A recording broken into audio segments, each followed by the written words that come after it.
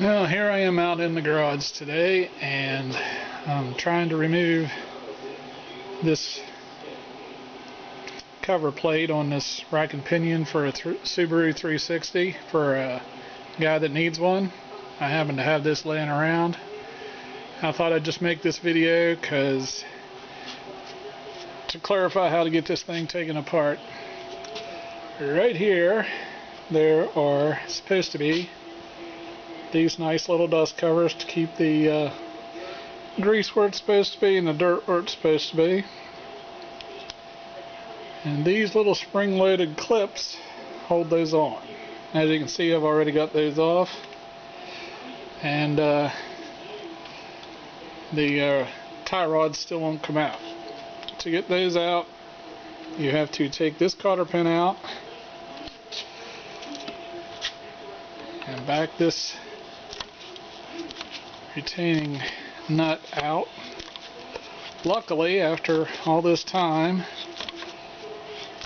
this bolt or retaining nut is coming out really easy, and it came out that easy to start with the first time.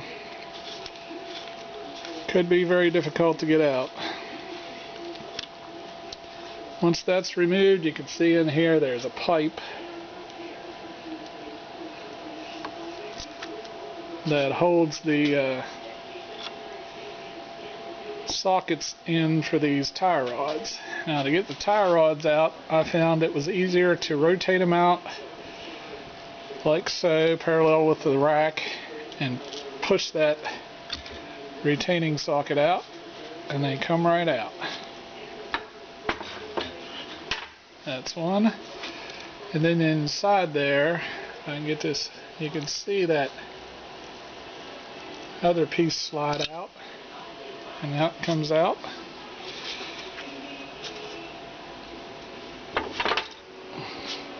It's really crazy all that holds this thing in there. This thing basically floats on its own.